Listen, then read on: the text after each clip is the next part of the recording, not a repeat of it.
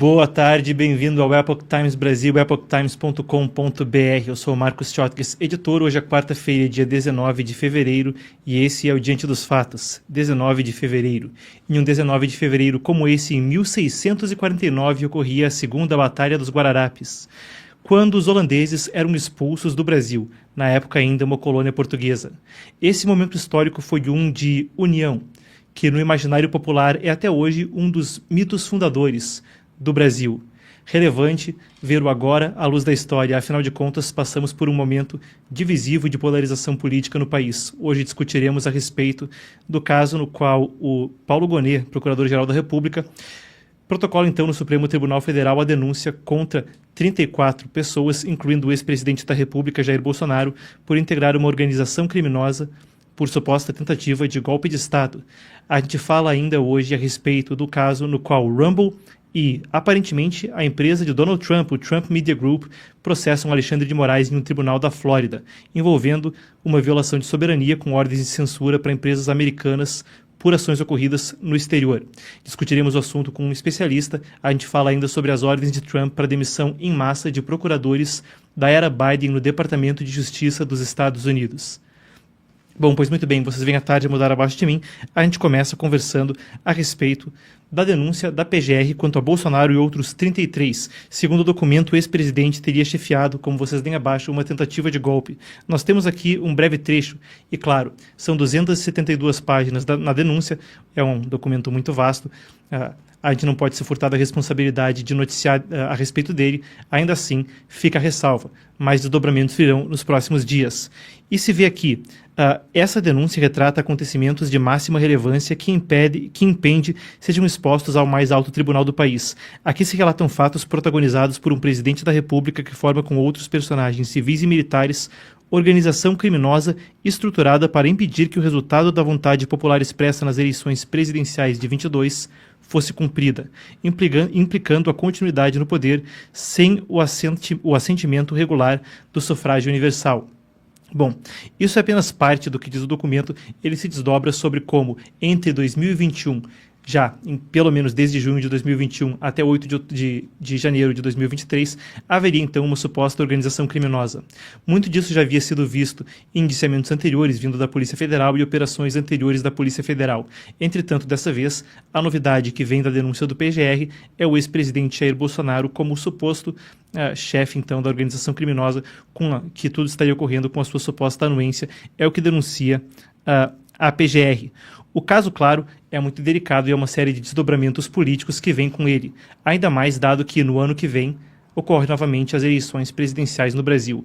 Muito bem, o caso vem antes de ano eleitoral e há uma série de imputações criminais possíveis. A gente tem, a partir do documento, artigo 359-L do Código Penal, abolir com emprego de violência ou grave ameaça o Estado Democrático de Direito, impedindo ou restringindo o exercício dos poderes constitucionais. Artigo 359-M, tentar depor por meio de violência ou grave ameaça o governo legitimamente constituído. Tem ainda a deterioração de patrimônio tombado e aí formação também de organização criminosa, entre outras acusações. Seguindo com vocês, a gente tem também parte do que diz a defesa. Isso é uma nota que vem de um dos acusados, o Felipe Martins, ou melhor dizendo, nota que vem da defesa de Felipe Martins, ele que é um dos acusados no caso e era assessor especial para assuntos internacionais do presidente da República. Ainda a gente vale pontuar, temos repercussões do que disse Lula, o atual presidente da República. Ele disse, a decisão de ontem é uma decisão da PGR. Ele, o PGR Paulo Gonet, indiciou as pessoas. Eu não vou comentar um processo que está na justiça. A única coisa que eu posso dizer é que nesse país, no tempo em que eu governo, todas as pessoas têm direito à presunção de inocência. Se eles provarem que não tentaram dar golpe e que não tentaram matar o presidente, eles ficarão livres e serão cidadãos que poderão transitar pelo Brasil inteiro. Então, uma fala aparentemente amenizando o ocorrido, ou, se não, pelo menos distanciando-se do ocorrido do presidente Luiz Inácio Lula da Silva. Vale a pena a gente registrar que mais ou menos 1 hora atrás, logo antes da gente entrar no ar, parlamentares de oposição disseram que tratava-se de uma perseguição política e falas similares vêm à tona de toda a oposição, dizendo que Bolsonaro estaria impossibilitado de organizar um golpe do tipo, ou que é acusado estaria no exterior, estava, melhor dizendo, no exterior durante o momento em que isso ocorreu e que a desorganização era tamanha que os fatos não se sustentariam. Por certo, é algo politizado, algo muito difícil de compreender na sua integralidade. Para discutir o assunto, a gente conversa na sequência com o Dr. André Marcília. O Dr. André foi o primeiro advogado do inquérito das fake news, ele que também é professor de Direito Constitucional e um especialista em liberdade de expressão. Ele vai conosco hoje nos ajudar a desdobrar o assunto. Temos o Dr. André? Não temos ainda, o Dr. André entra em breve conosco, então. Ainda sobre o caso, eu destaco com vocês, então, alguns dos outros envolvidos. São 33, além do ex-presidente Jair Bolsonaro, nos quais se incluem o ex-candidato à vice-presidência na chapa de Jair Bolsonaro, Walter Braga Neto. A gente tem ainda o jornalista Paulo Figueiredo Filho, claro, já havia aparecido em indícios anteriores, e já citei o Felipe Martins. Temos ainda o ex-ministro da Defesa Paulo Sérgio Nogueira de Oliveira e o ex-comandante da Marinha Almir Garnier Santos. São alguns dos que figuram, então, no indiciamento. Vale a pena ainda descrever que os fatos se abrangem por, como eu dizia, uma área vasta do mandato anterior do ex-presidente Jair Bolsonaro, pelo menos desde 2021, segundo o relatório da PGR, até 8 de janeiro, e de fato pontua o 8 de janeiro como uma tentativa de golpe de Estado associada a uma série de eventos que ocorrem anteriormente. Paira ainda uma série de questionamentos a respeito do assunto. Eu aguardo o Dr. André para a gente discutir. Fiquem conosco, o Dr. André entra em breve. Temos o doutor? Temos então. Muito bem, vamos lá então, a gente conversa na sequência com o Dr. André Marcília, professor de Direito Constitucional, para entender o caso, ele que foi também o primeiro advogado dos chamados inquéritos das fake news. Vamos lá então. Boa tarde, doutor, consegue me ouvir? Tudo bom, Marcos? Prazer estar aqui contigo, cumprimento toda a audiência. Perfeito. Vamos lá então, doutor. Antes do senhor entrar, eu discorri a respeito da denúncia da Procuradoria-Geral da República, que agora envolve, além de outras 33 pessoas, o ex-presidente Jair Bolsonaro como suposto chefe de uma organização criminosa que teria tentado dar um golpe de Estado. O que chama atenção é que, há muito que chama atenção, é uma vasta denúncia de 272 páginas. Entretanto, os fatos se desdobram desde junho de 2021 até 8 de janeiro de 2023, amalgamando uma série de assuntos aparentemente dispersos numa única acusação. Então eu queria começar por aí. Como compreender um caso tão vasto, uma denúncia tão vasta, que organiza assuntos aparentemente dispersos? Quer dizer, o que uma coisa tem a ver com a outra, e faz sentido juridicamente que esses casos sejam todos interpretados em uma única denúncia? Olha, Marcos, você colocou bem. A impressão que dá nessa leitura penosa, porque é realmente uma peça longa e um tanto quanto prolixa, até para advogados, mas a impressão é de que fatos dispersos foram reunidos e colocado no meio deles uma espinha, né? Enfim, que precisa ser comprovada e não foi. E então a gente tem ali, para ficar no mais importante, por exemplo, postagens de internet, lives feitas e reuniões feitas. Depois a gente tem, são alguns dos fatos que esse grupo de 34 pessoas promoveu. Aí você tem outro fato que é o 8 de janeiro. E entre uma coisa e outra, você tem um universo de possibilidades, né? Mas a PGR diz que essas postagens, essas lives e essas reuniões eram para desestabilizar o Estado, enfraquecê-lo e, portanto, tomá-lo de assalto, vamos dizer assim, e incitar as pessoas do dia 8 a promoverem um golpe de Estado, que seria, então, o ato executivo que comprovaria a tentativa de golpe. Muito bem, isso pode ser dito, isso, enfim, tudo pode acontecer. Agora, o que a gente precisa é de provas, e as provas não estavam na peça. E não estão nessas páginas todas da peça, né?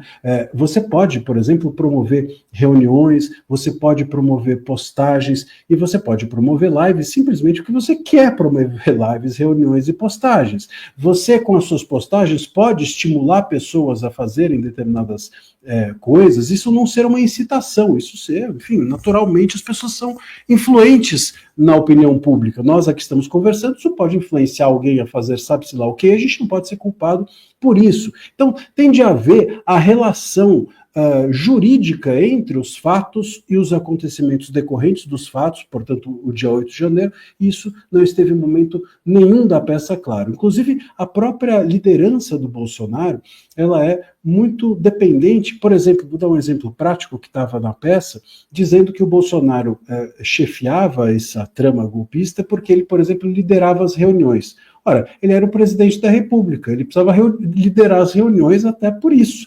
Então, é preciso que a peça precisaria de muito mais dedicação, provas, diligências e talvez até reflexões e estudos da PGR para que isso que ela contou pudesse ser comprovado juridicamente a ponto de ser levado adiante com substancialidade. Bom, uma das questões que eu pergunto também, doutor, é porque a materialidade do caso, ou o que é agregado ali como prova, vem de uma diversidade de fontes, uma diversidade de operações da Polícia Federal, uma diversidade de diligências. Entretanto, uma das questões que tem polarizado a discussão sobre o judiciário no país é precisamente que a forma como muitas dessas evidências teriam sido adquiridas poderia ser ilegal ou poderia não seguir o devido processo legal. Há exemplo do próprio caso pelo qual você se tornou tão notório como primeiro advogado dos inquéritos das fake news. Afinal de contas, quando se fala de publicações ou outras formas de comunicação que poderiam ser prova de uma tentativa de golpe, a gente está falando dos inquéritos das fake news. E a minha dúvida é, no direito, há a tese da árvore contaminada, não é que quando um galho se desdobra em outros, se na origem da obtenção da prova o devido processo legal não foi seguido, então as provas que daí prosseguem nessa organização, nessa investigação, não poderiam ser utilizadas. Então não existe esse tipo de fragilidade na denúncia de que o devido processo legal, não sendo seguido na obtenção das provas que estão ali agregadas, elas não possam ser interpretadas pela corte?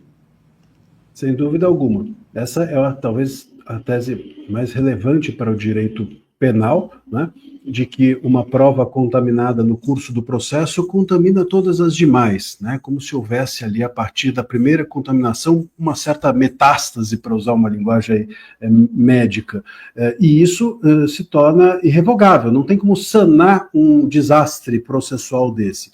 E a gente tem alguns desses do curso desse processo. Talvez um deles possa ser listado aqui, que é a falta de acessibilidade aos autos, que você mencionou o inquérito das fake news. Desde 2019, todos os advogados passam por isso. Há um acesso parcial aos autos e não total. Só que a gente tem um problema aqui de equilíbrio, então, entre as partes. O juiz julga com base na íntegra, porque ele está tendo acesso àquilo, e o advogado defende com base em parte, porque é apenas aquilo que ele viu. Tem como você defender o seu cliente de parte se ele vai ser acusado e julgado pelo todo.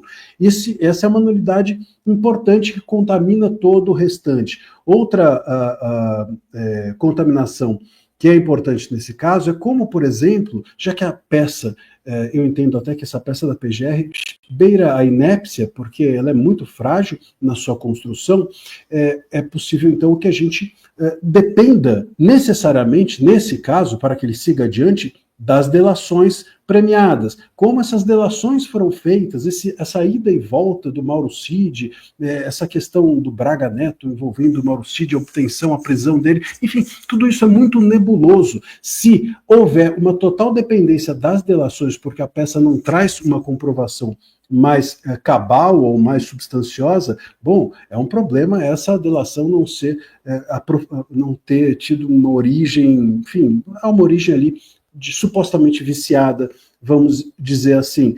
O próprio fato do ministro Moraes ser o relator e também a possível vítima desses inquéritos, quer dizer, isso torna também um vício, esse talvez seja o mais gritante. E o próprio fato de que, aparentemente, esses réus, ou esses denunciados, melhor dizendo, serão julgados pela primeira turma do STF, e os réus do dia 8, que estão ligados, ou há uma conexão pela peça da PGR dos réus do dia 8 com esses denunciados. No entanto, os réus do dia 8 foram julgados pelo plenário, enquanto serão julgados pela primeira turma esses 34 denunciados. Bom, isso já cria mais um vício. Então a gente tem uma série de nulidades processuais também que viciam tanto quanto ausência de provas materiais, o processo todo e o julgamento final desses agora denunciados.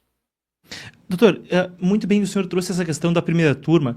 Então, é uma possibilidade, ou há a possibilidade de que vai ser julgado somente pela primeira turma e não por todos os ministros no plenário do Supremo Tribunal Federal. A apuração que a gente tem da assessoria do STF é a seguinte: a assessoria do STF afirma que o regimento da Corte foi alterado no fim de 2023 para que processos penais voltassem a ser julgados pelas turmas do Supremo, exceto nos casos de presidentes da República, da Câmara dos Deputados e do Senado no exercício do cargo. A mudança explica por que réus do 8 de janeiro foram julgados no plenário e o Bolsonaro será levado à primeira turma. O caso deles foi analisado antes da mudança do regimento. Eu trago isso à tona para a gente tentar explorar um pouco mais desse assunto. Afinal de contas, um julgamento de uma magnitude dessas, né, um negócio que essencialmente afeta não só o que ocorre na eleição anterior, mas também na próxima. Afinal de contas, há um grande debate quanto à influência que Jair Bolsonaro teria à direita do espectro político na próxima eleição. Ele próprio não descartou a possibilidade de ser candidato, se houver algum caminho legal para isso. E a dúvida é, justamente isso não teria de ser julgado, num caso dessa magnitude, no plenário do Supremo Tribunal Federal. Há até relatos na imprensa que isso causou incômodo em alguns ministros, de que, jogar na primeira turma um caso dessa magnitude não daria, e de que isso poderia ser feito para evitar que houvesse registros, vídeos, cortes, etc., de discordâncias de alguns dos ministros. Se essa é a justificativa, se a transparência do julgamento é a justificativa de não ser julgado no plenário, é pior ainda, né? Então, enfim, aí a nulidade só amplia-se, porque, enfim, a transparência é um dever do juiz, ele não pode ter receio daquilo dos debates. Se o juiz tiver receio do debate, me parece que ele está no lugar errado.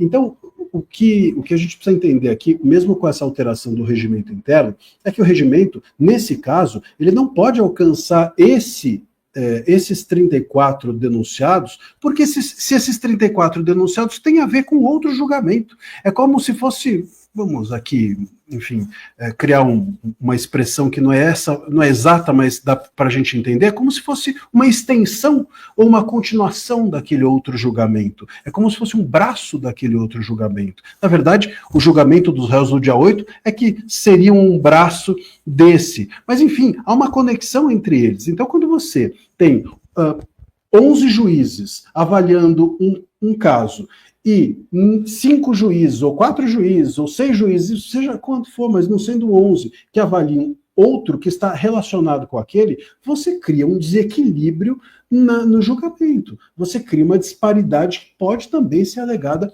como uma nulidade. Mudou o regimento, mas o regimento tende a atrair tudo aquilo que está relacionado o regimento anterior, tende a atrair tudo aquilo que está relacionado depois com o que antes valia. Né? Então, o regimento anterior precisa alcançar todas as consequências e sequelas daquilo que foi julgado anteriormente, e esse é um caso. Essa interpretação de mudou o regimento, risca o chão e tudo muda daqui para frente automaticamente, é uma interpretação que o próprio STF rejeita e já rejeitou diversas vezes. Para mim, não há nenhum sentido em que ele seja julgado esses réus, esses denunciados sejam julgados na primeira turma, e com razão, a inconformidade dos demais ministros, porque isso cria uma nulidade à toa. Por que não entregar ao plenário se, inclusive, qualquer recurso depois da primeira turma irá naturalmente ao plenário ser julgado?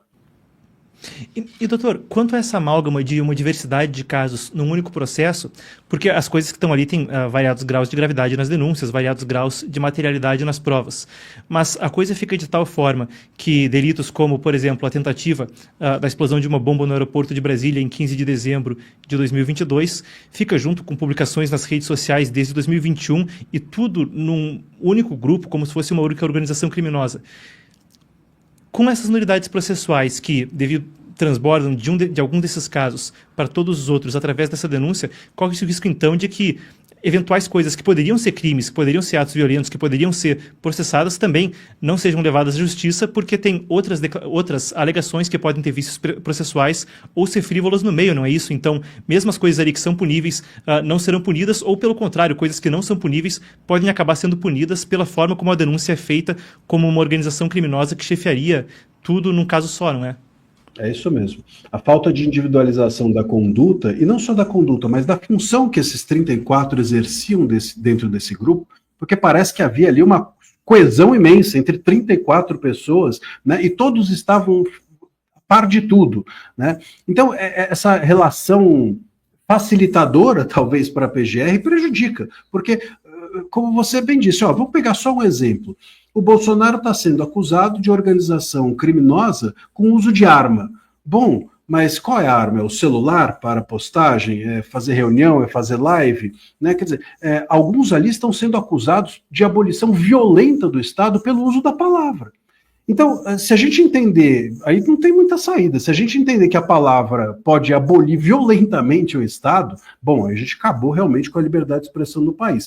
Se a gente não entender isso, essas imputações de abolição violenta do Estado para pessoas que utilizaram a palavra, ela é completamente inadequada. Então, essa falta de individualização, querer colocar todo mundo no mesmo balaio, fazendo todo mundo a mesma coisa, contamina, sem dúvida alguma, e só reforça, né, um pouco da politização que se desconfia em relação a esse caso. Mais ou menos dizendo assim, se cada um fosse individualmente julgado, ou se houvesse uma denúncia individual para cada um, talvez isso se dispersasse na mídia, talvez isso se dispersasse dentro do próprio tribunal, e não teria o mesmo efeito político que está tendo, o efeito bombástico midiático que teve ontem e hoje. Então, mas isso tem um custo, e o custo é a nulidade processual, é a nulidade jurídica dessas ocorrências todas. Perfeito, doutor. Eu vou pedir que você fique com a gente, vocês venham à tarde a mudar abaixo de mim. A gente fala agora de uma notícia que foi publicada hoje mais cedo de Alexandre de Moraes, o ministro da Suprema Corte, sendo processado nos Estados Unidos. Então vocês vão ver. Aqui ao meu lado, a matéria foi publicada pelo jornalista Glenn Greenwald. Na Folha de São Paulo, Moraes vira alvo nos Estados Unidos de ação conjunta de empresa de Trump e da plataforma Rumble. Então, o que a Folha de São Paulo noticia é o seguinte: as plataformas afirmam que recentes ordens de Moraes determinando que o Rumble feche a conta do influenciador bolsonarista Alan dos Santos, isso são aspas para a Folha de São Paulo, e forneça os seus dados de usuário, violam a soberania dos Estados Unidos, a Constituição americana e as leis do país. As ordens de Moraes foram emitidas de forma sigilosa e proíbem que o Rumble divulgue o seu teor. Assim que isso saiu mais cedo, a gente tentou acumular fontes primárias para substanciar o que a matéria estava falando. Enquanto a gente tentava o contato com o Rumble, veio a seguinte publicação do Chris Pavlovski, que é o dono da rede social, e foi publicada também logo depois em português, aqui a imagem está em inglês. É olá, @Alexandre, ele marca o ministro e diz: o Rumble não vai cumprir suas ordens ilegais. Ao invés, nós nos vemos no tribunal. Tudo de melhor, né? Atenciosamente, Chris Pavlovski. Isso vem depois que o Rumble acabou saindo do Brasil, e aqui a gente resgata a publicação que foi feita na rede social X, então pelo mesmo Chris Pavlovski, nos idos tempos de 2023. Isso é um tweet de 22 de dezembro de 23, quando ele disse: eu não sofrerei o bullying, eu não sofrerei a intimidação de demandas de governos estrangeiros para censurar criadores no Rumble. E ele deixa aqui uma da sua declaração ao sair do Brasil, onde ele diz que cortes brasileiras exigiram que removêssemos certos criadores do Rumble. Como parte de nossa missão para restaurar uma internet livre e aberta, nós nos comprometemos a não ficar mexendo as traves do Gol quanto às nossas políticas de conteúdo. Usuários com visões não populares são livres para acessar nossa plataforma nos mesmos termos que os milhões de outros usuários. E, de acordo com isso, nós desligamos o acesso do Rumble para usuários no Brasil. Isso é um imbróglio que vem se estendendo desde então. Vocês vão lembrar, na semana passada, quando o relator especial para a liberdade de expressão da Comissão Interamericana de Direitos Humanos da OEA, o Pedro Vaca, esteve no Brasil, o Rumble voltou a estar no ar, ele não estava disponível no Brasil, exceto por VPN até tempos recentes. Mas o mais grave do que vem nessa notícia não é tanto o Rumble, como a companhia de mídia de Trump, a mesma que é responsável pelo Truth Social, estar junto no processo. Uma notícia explosiva e que, enquanto não coloca Trump como representante, o chefe de Estado, nesse processo coloca uma companhia que ele fundou e, claro, traz à tona casos anteriores nos quais aliados dele tiveram atritos com Alexandre de Moraes. Lembre-se Elon Musk com o X banido por 39 dias no Brasil, ou ainda Jason Miller, um assessor próximo que foi preso pelo Supremo Tribunal Federal, ou melhor dizendo, foi detido por ordem do Supremo Tribunal Federal durante algumas horas no Brasil em 2021. Antes daquele 7 de setembro de 2021, ele estava no Brasil para uma palestra e ficou detido por algumas horas no aeroporto ao tentar ir embora. é um desenvolvimento explosivo e que traz à tona uma série de questões. A gente volta com o doutor para mais discussão a respeito do assunto. É um caso que, de fato, traz muito à tona. Em princípio, se trata de publicações do jornalista Alan dos Santos, que, sob a jurisdição dos Estados Unidos, então, estaria recebendo ordens para que suas publicações fossem censuradas. A notícia é explosiva, como a gente dizia, doutor, e eu queria ouvir primeiro a sua reação, sua primeira impressão ao ouvir sobre ela hoje cedo.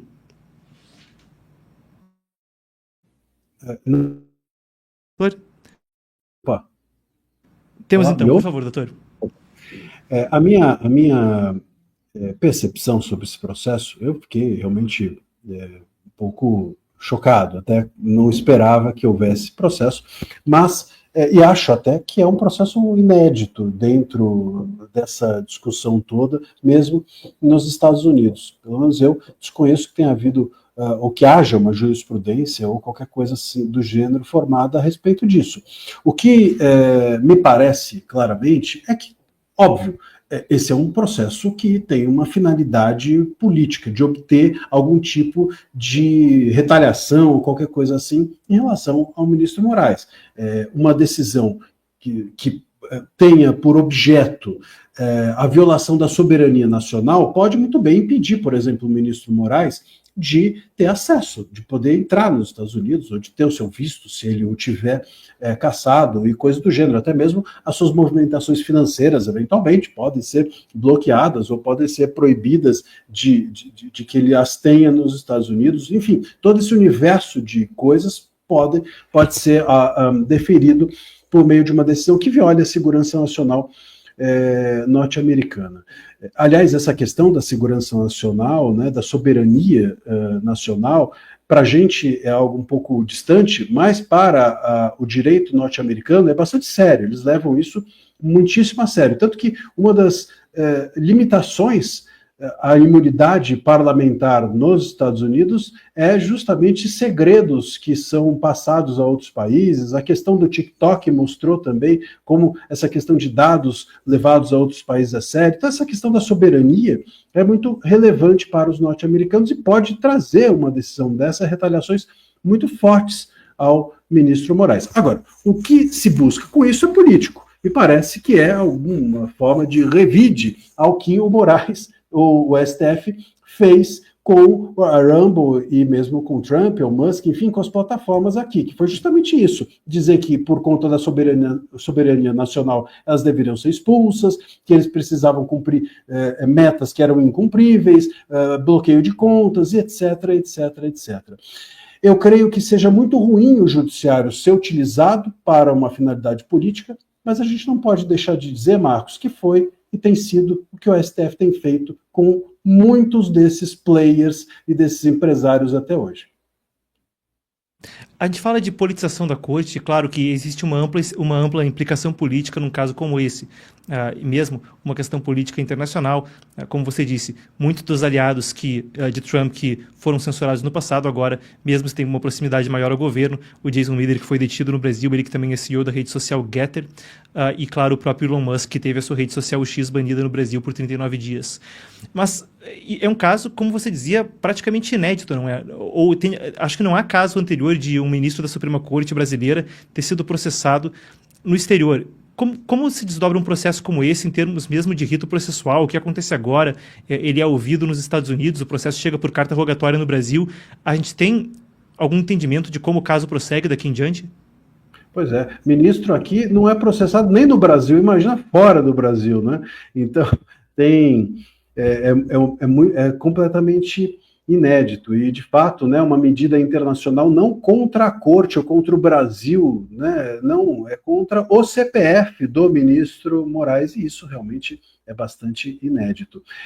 Bom, o procedimento agora, assim como o nosso procedimento com os Estados Unidos, ou com qualquer país com que a gente tenha qualquer tipo de acordo, carta rogatória, enfim, chega-se ao país e o país decide como vai distribuir aquela ação, a mesma coisa acontece aqui, né? Provavelmente isso vai passar pelas autoridades brasileiras, uma citação ou algo do gênero, e essas autoridades brasileiras, se tiverem coragem, distribuirão a citação ao ministro Moraes para que ele possa se defender. Acho que o alcance, nesse caso, de uma decisão norte-americana é muito vago, né? É muito limitado, vamos dizer assim. Assim como a Corte também não conseguiu alcançar o Alan dos Santos, né, com os seus pedidos insistentes de extradição. Me lembro que quando pediram a extradição do Alan dos Santos, a resposta dos Estados Unidos foi: ele apenas disse palavras e nós aqui não punimos palavras.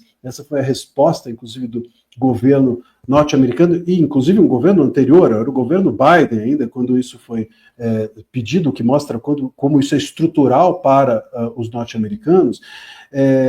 Eu creio que a mesma coisa acontecerá em relação aos Estados Unidos, né? O limite é a possibilidade de restrição a morais nos Estados Unidos. Então, a entrada dele, ou qualquer coisa do gênero, seja a medida, ou seja a decisão que for dada, o alcance é limitado a se ele for ou tiver algo dentro dos Estados Unidos.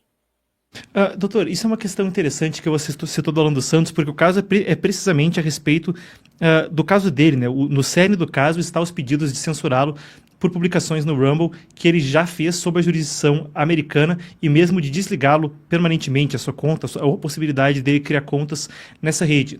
E em processos internacionais como esse, quando se lida com carta rogatória, pelo menos nos Estados Unidos, o crime pelo qual se pede a extradição de alguém ou pelo qual se pede a participação de alguém no processo tem que ser crime nos dois países. O mesmo vale para o Brasil e, se sim, então, ou seja, eventualmente para o caso se desdobrar, a participação do ministro Alexandre de Moraes no caso seria quase uma confissão de que sim, o que ele fez também pode ser considerado crime no nosso país e tem uma série de implicações em dominó, não é? Pois se tem que ser crime nos dois países para ele poder ser punido por ali, um processo internacional desse tipo, a pergunta é, então se ele participa do processo também é de certa forma algum tipo de confissão de um crime que também existiria no Brasil, não?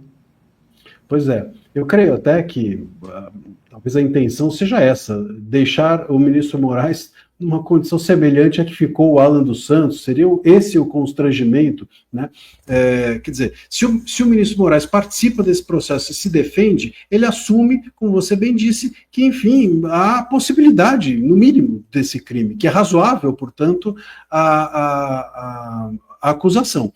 E se ele não se defende, enfim, isso tramita a revelia dele e também é possível, então, que assim ele seja condenado.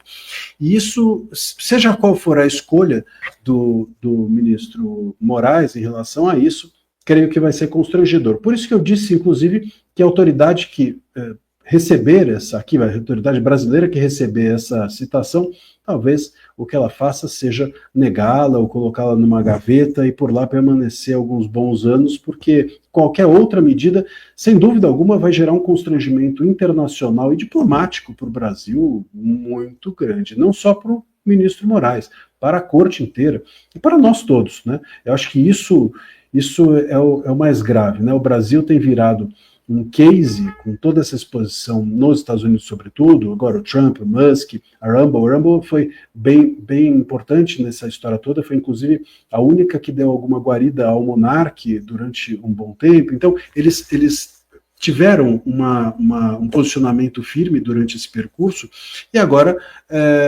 a gente vira nas mãos, nós brasileiros viramos nas mãos dessas pessoas que hoje estão no poder, um case de censura internacional. E é um ridículo, lamentável, pelo qual estamos passando e passaremos. E também é um case que abre uma jurisprudência no sentido de um processo bem individual de uma empresa privada, de alguém que, quando abriu a empresa, não era presidente, depois tornou-se presidente, via empresa privada, o processo corre, e a gente tem uma apuração aqui, pedir para o nosso pessoal da redação, a gente tem aqui uma apuração do que acontece se, enfim, o processo for ignorado. Claro que é uma apuração meramente preliminar, a gente não sabe como vai se desdobrar nesse caso específico, mas para informar o público, quando tem o contempt of court, que seria como o desprezo à corte, ignorar intimações, etc., a possibilidade de um FTA, como chamam nos Estados Unidos, failure to appear, fracasso em aparecer. Se você não aparece nas audiências, se você não responde, isso pode resultar em mais acusações em casos criminais. Em casos civis, pode ser que a corte acabe optando por um default judgment. Seria como um julgamento padrão ou um calote no julgamento, a depender da tradução, mas significa que a pessoa automaticamente perde o caso por WO. É uma coisa que pode acontecer nos Estados Unidos. E mesmo quando se ignora uma intimação judicial aí que teria efeito de força, que poderia resultar em algum tipo de busca coercitiva, então isso pode resultar em acusações que podem resultar em multa ou mesmo tempo de cadeia quando se ignora uma intimação. São algumas das questões que podem acontecer em tese quando se ignora um tribunal nos Estados Unidos. Claro, a gente não sabe como o caso do ministro Alexandre de Moraes vai se desdobrar, mas, por certo, a gente fica de olho em um caso que eu acho que é inédito na história não só do Brasil, mas da justiça americana, processar um ministro de uma Suprema Corte estrangeira. É muito parecido até com o que aqui a gente chama de revelia. Quer dizer, o que seria a revelia aqui no Brasil? Você não comparece, como você disse, perde-se por WO, né, usando a linguagem do esporte, mas o que isso acontece na prática? Os fatos contra você imputados são entendidos pelo juiz como verdadeiros, como se você dissesse assim, bom, eu não quero disputar isso daqui, ele fala, bom, então eu vou tomar o que foi dito sobre você como verdade. É mais ou menos como esse caso, como você disse. Eu creio que o que possa acontecer é a autoridade brasileira, não quero aqui dar ideia, mas a autoridade brasileira não entregar esse documento ou, de alguma forma, retardar a entrega desse documento de citação e etc. E aí, nesse caso, o constrangimento poderia ser do país e não do ministro. E, com isso, enfim, não haver uma exposição pessoal. Creio que isso possa estar no radar aí das autoridades para o ministro não ficar exposto demasiadamente mais do que já está. Doutor, então, basicamente o que você está falando é que poderia ser um negócio que o Brasil, as autoridades brasileiras responsáveis por entregar uma carta ao ministro poderiam falar, a gente não viu o e-mail, o negócio falhou, a Wi-Fi falhou na hora da entrega, esse tipo de coisa para retardar num nível, você ficar ali atrasando a entrega do documento para ele? E acontece, viu, Marcos? E como acontece? Ou então, até mesmo as autoridades, elas têm aqui poder para isso, a compreenderem que aquela imputação é algo fora da possibilidade de reconhecimento dentro da nossa legislação, enfim, há uma possibilidade de negativa ou uma possibilidade de retardamento dessa entrega. Isso pode acontecer e, em geral, é a nossa cara muito mais engavetar e deixar não dar uma resposta do que dar uma resposta negativa. Isso pode ocorrer. Acontece até mesmo pela demora imensa nesses trâmites todos, passa isso por diversas autoridades, tanto governamentais quanto judiciárias, então isso é bem possível que aconteça, eu acho até bem provável.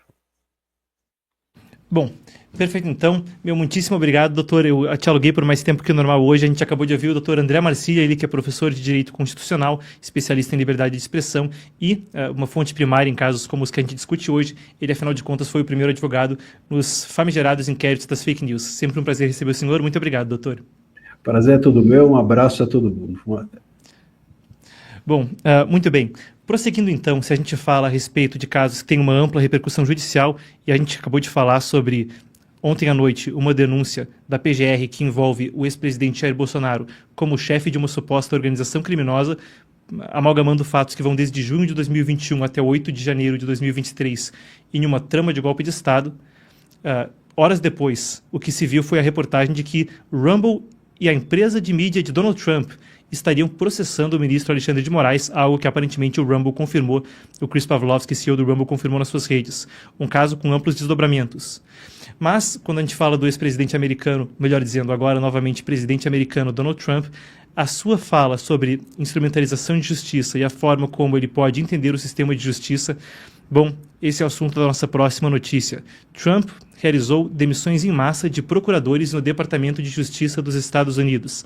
Ele fez nas próprias palavras dele, limpeza de casa dos procuradores que ficaram no departamento da era Joe Biden. Nós temos aqui a publicação que ele fez no Truth Social, a rede social, se a gente falava na reportagem anterior, a mesma empresa que... A Truth Social pertence ao Trump Media Group, que então seria a mesma empresa que junto com o Rumble agora processa o ministro Alexandre de Moraes. Trump disse o seguinte, vamos lá. Nas palavras dele, temos aqui então. Nos últimos 4 anos, o Departamento de Justiça foi politizado como nunca antes. Portanto, dei a instrução para a demissão de todos os procuradores dos Estados Unidos restantes da era Biden, Precisamos limpar a casa imediatamente e restaurar a confiança. A Era Dourada da América deve ter um sistema de justiça justo. Isso começa hoje, ele escreve então em letras garrafais. Isso foi ontem, uma semana depois de a Casa Branca ter enviado cartas para a demissão de procuradores que foram nomeados pelo ex-presidente Joe Biden. Ordenada então a demissão de todos que ainda estavam no cargo. Isso foi abordado amplamente por Trump durante a sua campanha. Segundo o presidente americano, o seu antecessor teria aparelhado o Departamento de Justiça, com críticas recorrentes ao que era o Attorney General, explicando nos Estados Unidos, a Advocacia-Geral da União, o Procurador-Geral da República e o Ministro da Justiça estão num acúmulo de função em um cargo chamado Attorney General, que seria o jurista-geral, o advogado-geral, o procurador-geral. A palavra attorney também tem uma tradução que não é tão precisa para o português, existe aí alguma ambiguidade. Mas vocês entendem, enfim, fica nesse cargo de Attorney General, que também é o secretário de Justiça, o ministro da Justiça nos Estados Unidos. Ele criticava muito Merrick Garland, que era o anterior, e havia mesmo disputas por procuradores que tinham processos contra ele próprio. Segundo ele, esses processos eram eles mesmos uma questão política. Também há muitos procuradores estaduais, que em vários casos são mesmo eleitos. Existe eleição para procurador nos Estados Unidos em muitos casos, e Trump também tinha críticas quanto a eles. A gente vai passar por isso em breve, e a gente passa primeiro por essa limpa que acontece no sistema federal.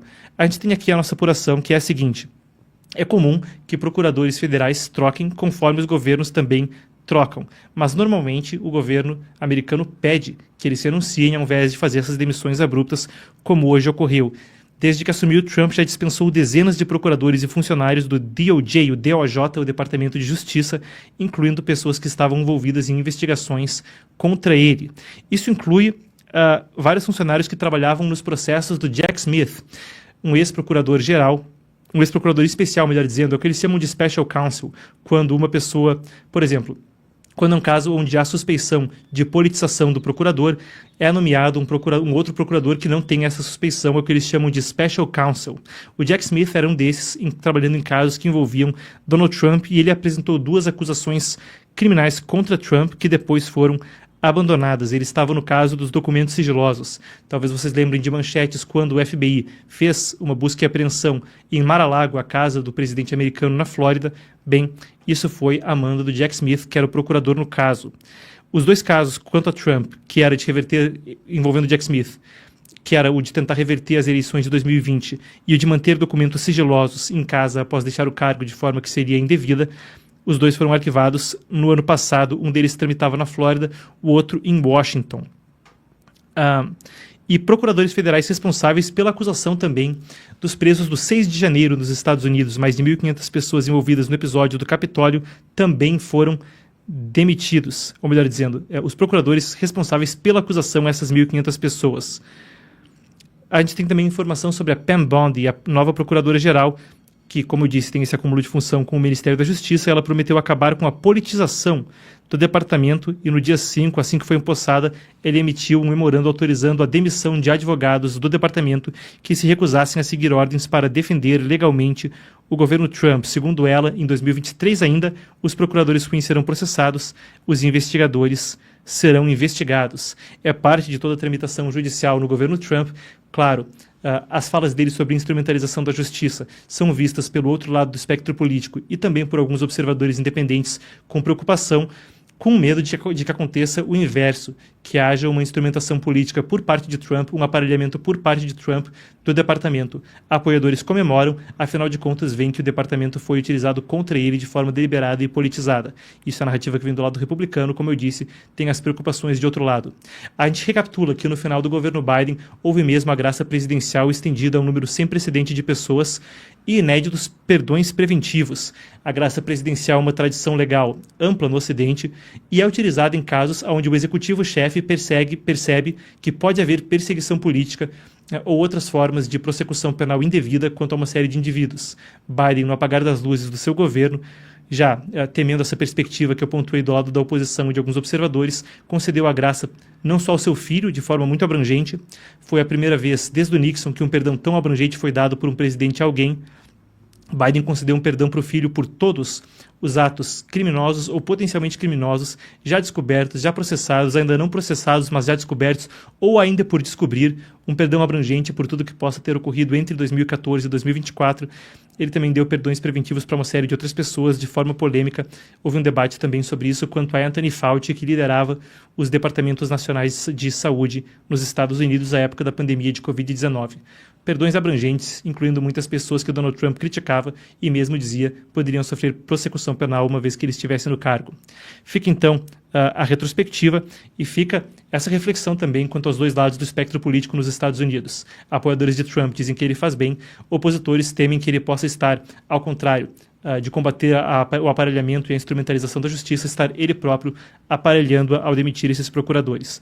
A gente segue acompanhando os próximos desdobramentos. Amanhã teremos também cobertura a respeito do mês que se completa hoje, ou seja, hoje completam-se 30 dias desde que Donald Trump tomou posse. Fique conosco, amanhã às 4 horas da tarde você irá conferir um segmento especial sobre como foram esses primeiros 30 dias. A gente vai incluir pesquisas de popularidade e de popularidade quanto às medidas, tanto no primeiro dia do mês, desse mês que se passou, desses 30 dias corridos, quanto até agora se melhorou ou piorou a aprovação, como estão sendo interpretadas suas políticas. A gente vai passar por 5 áreas principais de conquistas e preocupações que há quanto ao governo e o que os dois lados do espectro político dizem nos Estados Unidos. Qual é a reação democrata e qual é a reação republicana. Amanhã um segmento especial quanto a isso.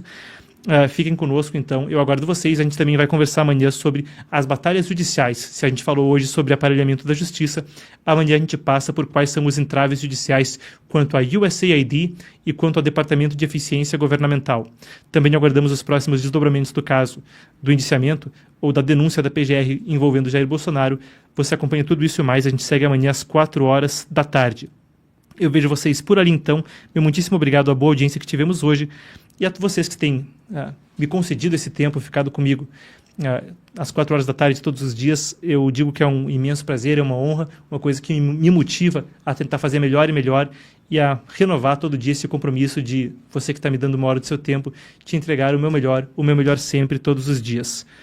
E você que tiver um feedback, alguma crítica construtiva, me alcance pelo Instagram, o @ está aqui embaixo, @MarcosChotkas. Aqui a gente quer pedir, cadê a produção aqui? Aí, @MarcosChotkas. Você pode me mandar uma mensagem, às vezes eu demoro, mas acabo por responder. Você pode deixar uma crítica construtiva ali. A gente tem feito o nosso melhor para ser uma plataforma onde pessoas de diferentes matizes político-partidárias, que pensem de diferentes formas, possam vir aqui para ouvir a verdade. E a gente tenta fazer isso sem militância político-partidária, oferecendo perspectiva que vem dos dois lados do espectro e quebrando essa questão de politização para dar para você insight, perspectiva. É a nossa tentativa, um esforço que a gente faz. Você que tiver um feedback de como a gente pode fazer melhor, venha conosco no @. A gente fica por aqui então, e para você que ainda não assistiu, confira o primeiro episódio gratuitamente de A Guerra Final. Essa é uma série em 6 partes que fala sobre a disputa China-Estados Unidos e que está disponível para os nossos assinantes na Epoch TV, epochtv.com.br. O primeiro episódio está disponível gratuitamente por tempo limitado, você o encontrará na descrição aqui embaixo do vídeo e no chat ao vivo. A gente encerra com um informativo. Assista já o primeiro episódio. Eu vejo você amanhã às 4 para refletirmos sobre matéria especial com os primeiros 30 dias da administração Trump, os próximos desdobramentos do caso da denúncia que vem da PGR, aparelhamento de justiça e debates a respeito das batalhas judiciais do Departamento de Eficiência Governamental de Elon Musk. Eu vejo você amanhã às 4. Até lá. I thought